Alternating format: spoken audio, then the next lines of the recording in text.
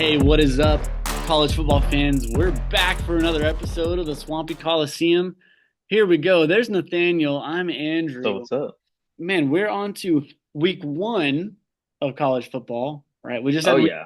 week zero, not week one, but some interesting games. Really, one main interesting game we want to talk about from there. Yeah, yeah. Some that we're looking forward to for the week to come, definitely. But let's start off with week zero and the matchup that we were waiting for to finally kick off the season. FSU, Georgia Tech. What a game it was, Nathaniel. Yeah, yeah, I woke up relatively early. I mean, 11 o'clock's not too bad over here on the central time. That must have been a little tougher on you, a little 9 a.m. start time. But Now, when the 9-month-old gets up at 6:30, it's not that big of a deal. So no, we're there we good. go. So it was a late start time for you then, but it was interesting. The whole going to Ireland. Like I was talking to some of the athletes I work with, and I'm like, just imagine going to Ireland just to play, just to play. Like that's Yeah, just crazy to me. But it was a fun game. It was a fun way to kind of start off the week. I mean, start off the year. I mean, it's always great to start off with upsets. It makes you feel like this is going to be a very chaotic season, which I mean, I don't know about you, but I love chaos in college mm, football, especially when my team's not at the top where chaos really affects it. right. Yeah, it was quite the game to watch. I mean, I had it on early, got to watch pretty much the whole end of the third quarter through the fourth quarter. And I mean, FSU is obviously different without so Yeah, many players who left after last yeah. year, without Jordan Travis. And let's go back to the well, we've talked about him a lot. DJ Uyunglele, he hasn't changed. He's the Nope. same guy. He is a game manager that is put in the body of a freakish athlete. Uh, we were talking about this a few days ago. He looks the part, but man, Yeah. he doesn't produce the way that they're looking for as that Heisman candidate, team leading, championship level quarterback. Yeah. I mean, he won't lose you games just because he makes good decisions, but he's not Right. going to win you games because every time he airs it out, the pass was like 10 yards out of reach. I think there was a PI call in, I want to say like the second or third quarter where he gets the PI call, but then both the receiver and the corner were kind of confused because, yeah, it was PI, but also the ball was so uncatchable that should it really have been PI? But they can't air it out. So it was just a lot of dink and dunk. I think in the first half they had some graphics saying the average the average distance of like the ball being in the air was negative zero point 0.1 yards. So he was Mm, just dumping it off. And I mean, when your offense is that vanilla and you're just running right. it up the middle and you can't bully this revamped defensive front seven for Georgia Tech. They didn't get pushed around, and it made it really hard on Florida State, and Florida State paid for it. Yeah, definitely. Going to the end of the game, it was really great down the stretch. FSU got that touchdown drive, and Georgia Tech just sucked the life out of them. We're Oh able to yeah. drive down the field, kept the ball, ran it all the way down, almost lost it there with the fumbled snap, Oh man, that was stressful. but we're able to pick up yards again on third down to get them to it was about a 44-yard field goal. Yeah, yeah, Snuck from it like in the left 27. upright. I mean, yeah, awesome way to see the first game of the season end.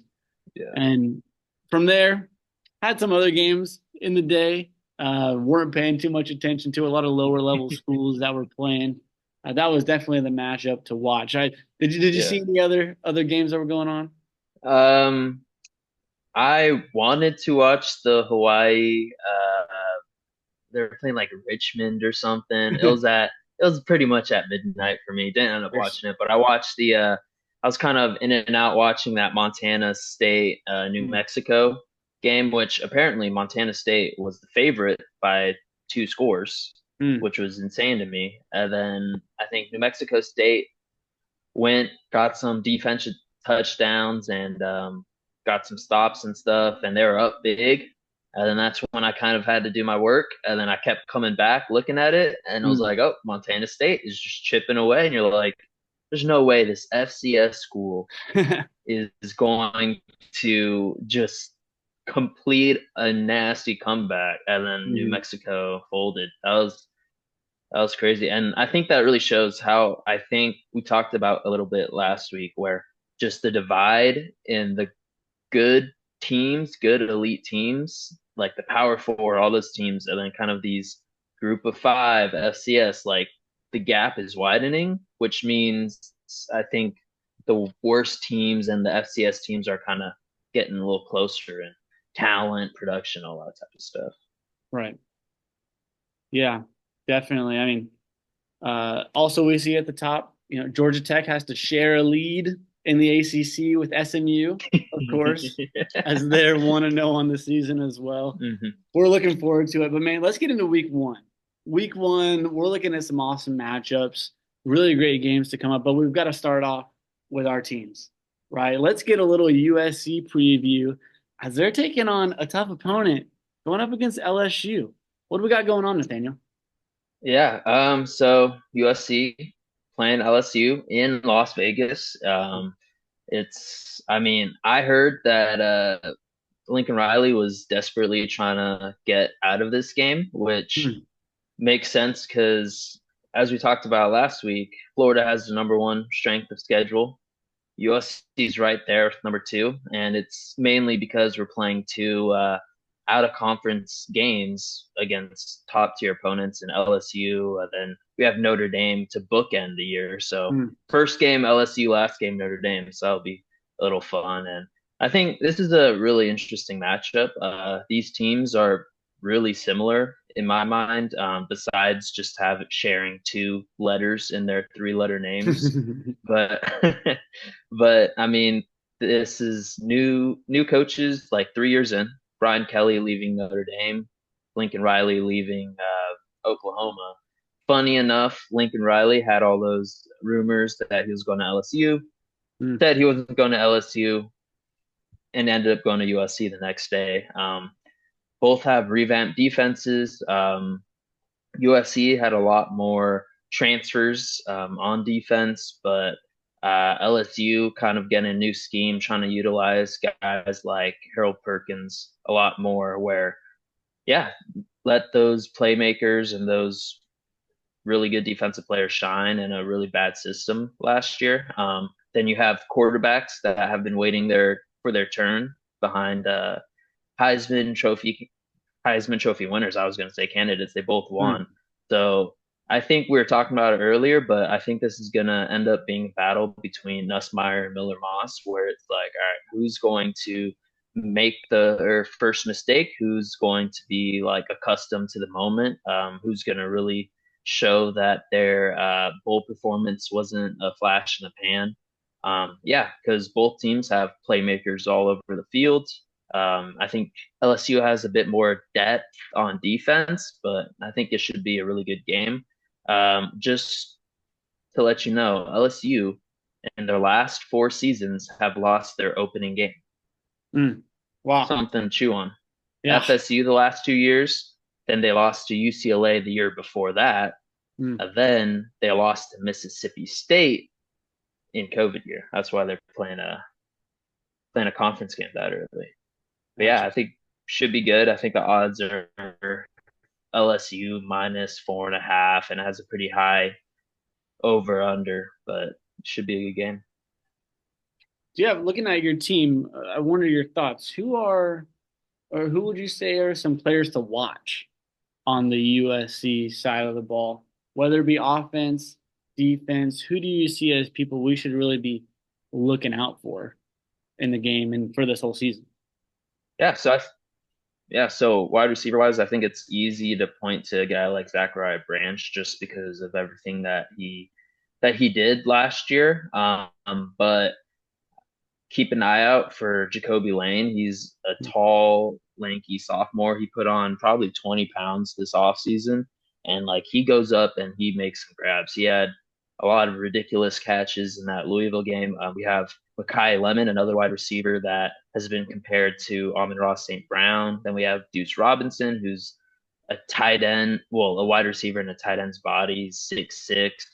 He has just crazy speed and he's a big red zone threat. On defense, yeah, we have Kamari Ramsey, who I think is one of the best safeties in the game. And we also have Barry Alexander, who he's probably our best front seven player, and he is very makes a lot of explosive and interrupts the offense a lot, but he wasn't really consistent. Just being a big body, we have no depth where he's out there play after play.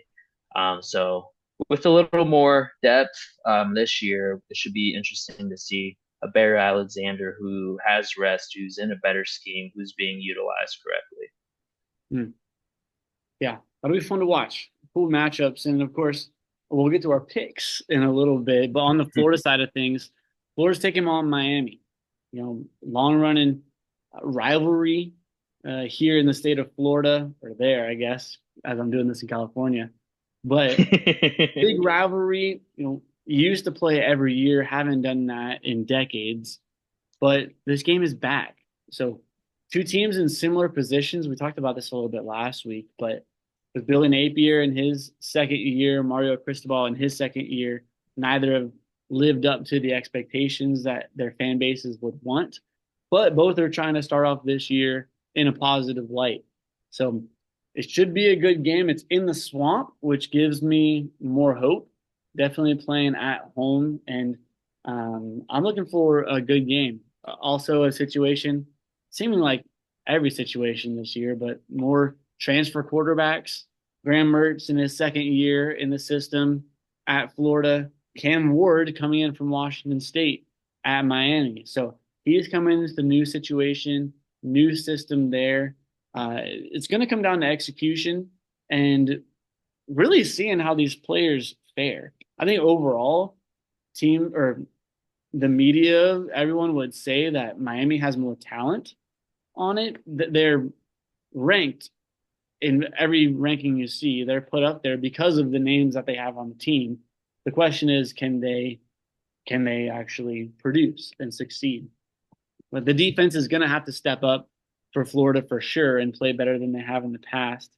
Some guys I'm looking out for, the play of the overall wide receiver group is going to have to be big. Eugene Wilson, I'm surprised he's not on any all SEC first, second, or third team. I mean, this guy is probably going to have a big year. He's our best playmaker for sure. Looking at the running back situation, we've got to look at what's happening with Montrell Johnson. He had a knee surgery at the beginning of this month. Just the first few days of August, he had a knee surgery, and they're talking about him hopefully being back for the first game. But that's 4 weeks after his surgery. Yeah. So Yeah. definitely up in the air, but we've got some good running backs from or behind him. Trayon Webb, a Jacksonville guy right there. Jacoby Jackson, Jaden Ball, the freshman coming in. Hopefully they can pick up the slack if Johnson isn't there. But back to the wide receivers, we've got KJ Jackson, who's a generational player. His father and grandfather played at Florida before him. I saw him play. He was at Hawthorne High School, and I saw him play a basketball game his, I believe, junior year, playing against Eastside and a guy named Anthony Richardson. There we go. That was a crazy night. I was with my friend who taught at Hawthorne, and I was like, "Who's that guy over there?" He said, "Oh, that's Anthony Richardson. He's signed to play at Florida." Okay. Whoa. Okay, so definitely a good player, but one guy I'm really looking out for, I want to see some more out of Aiden Mizell. Aiden Mizell is a redshirt freshman receiver. He's wearing number 11. What you hear about this guy is speed. Speed. And then last year he played a little bit, but I would really love to see more out of Aiden Mizell this season to see him be a playmaker. But it'll be interesting to watch with the defensive system and The offense, the biggest thing up for a lot of Florida fans is execution in terms of we had dumb mistakes, dumb penalties that lost us games in the past, and we'll see how that goes for the rest of this year. That's what we're looking at. Florida, USC both have big games in this first week, and yeah, we're gonna make our picks in a little bit, so that'll be fun for sure. As far as the AP poll, you said no movement, huh? Yeah, I mean, I'm looking at it right now, and there would only be one move to make, and that's to kick Florida State out of the top 25 and just forget about them the rest of the year. But yeah, no, they're at 10 still. So I think it was just supposed to be. I mean, it's just a week one, and I guess yeah, week zero doesn't count apparently.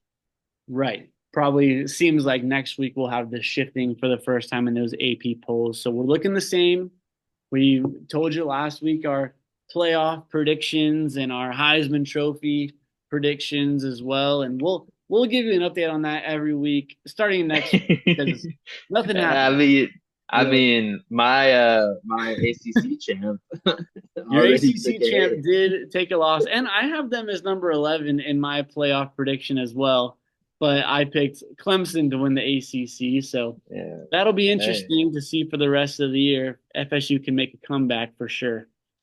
Yeah, it'll be interesting if I mean Clemson really if they're able to pull it together this year. Just kind of that thought process of I mean, can a team continually just rebuild in the portal, or is Dabo right where you need to kind of fill out your team, or is it a mix? Because those are just both just two extremes. And I mean, you kind of don't want to overreact after week one, after Florida State loses, because I mean, we're out of country, we're far away, but I mean, it doesn't seem like that portal heavy team really meshed together all too well. Right.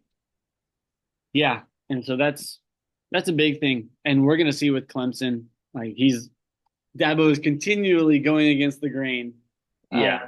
of the new things that are going on in college football. So I'm interested to see how it's going to turn out for Clemson over this year. But let's do it. We've got our week one picks to make here. We're both 0-1 after last week.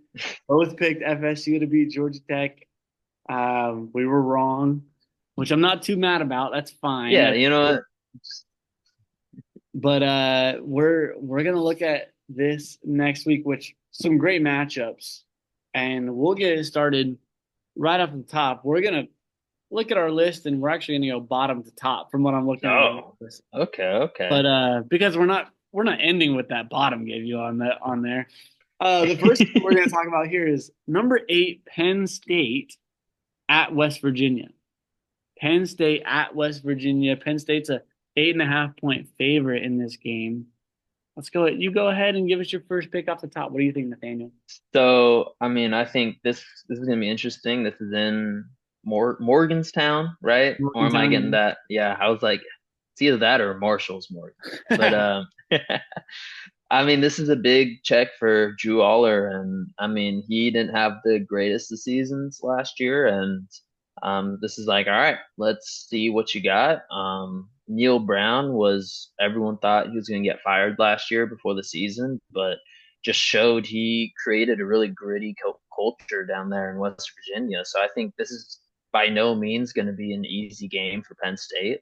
I think this is going to be a really close game. Everything in my heart from fifth grade when I picked West Virginia as my state project in school wants me to go West Virginia, but I think Penn State, I think their talent is just too much. I think Nick Singleton is just too much, and I think they're going to win a very close game. I wouldn't be surprised if it was a game-winning drive at the end. Hmm. Yeah, we'll see. We mentioned him a bit last week. Drew Alar for Penn State coming back again. There are high hopes for him, and the the identity of Penn State, I think, will carry the day for them. So I'm picking them to win as well.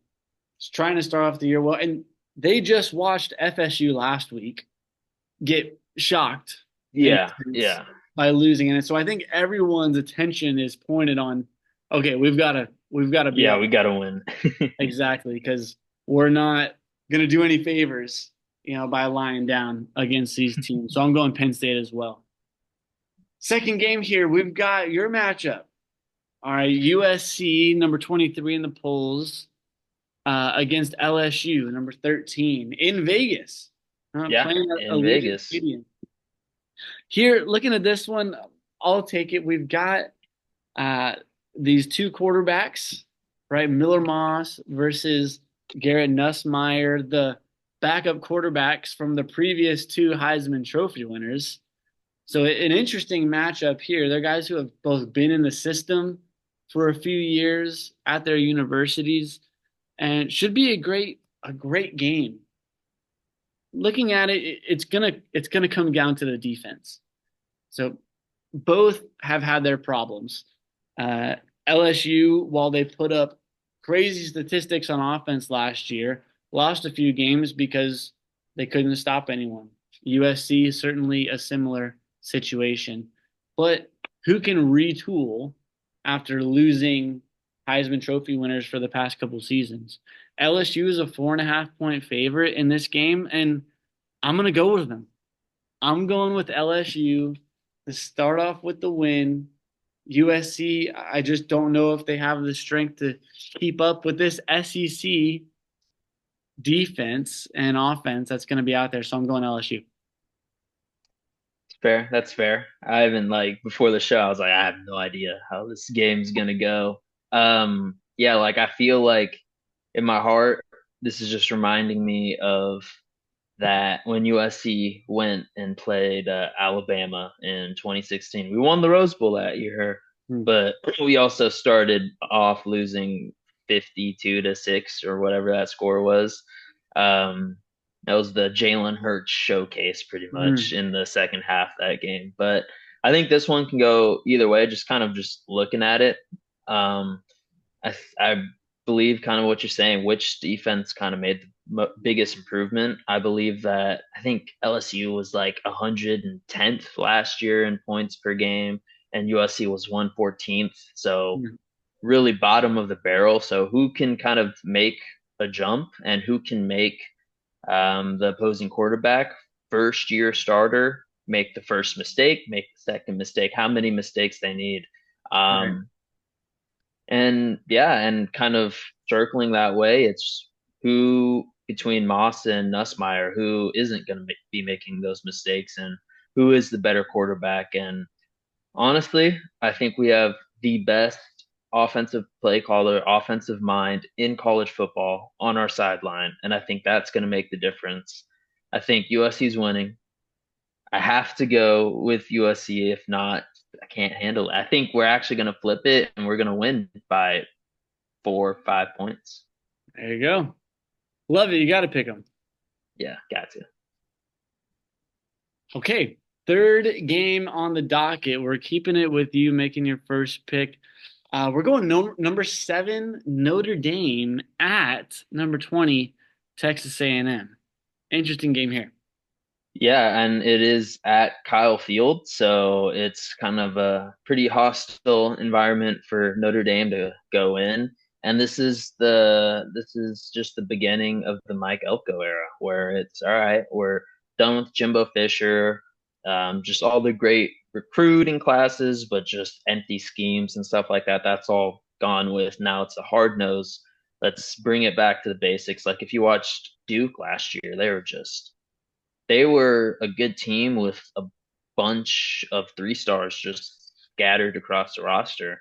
And now Elko comes in a situation where he has a lot more talent.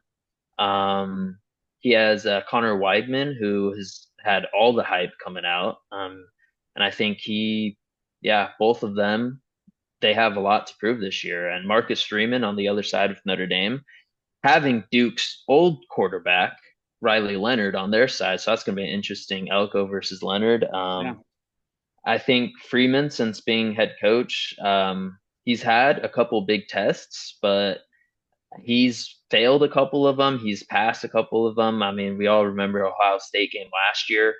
I believe that was at the Horseshoe where they had that big defensive mishap where they had what 10 players on the field Mm, when Ohio State scored that game-winning touchdown.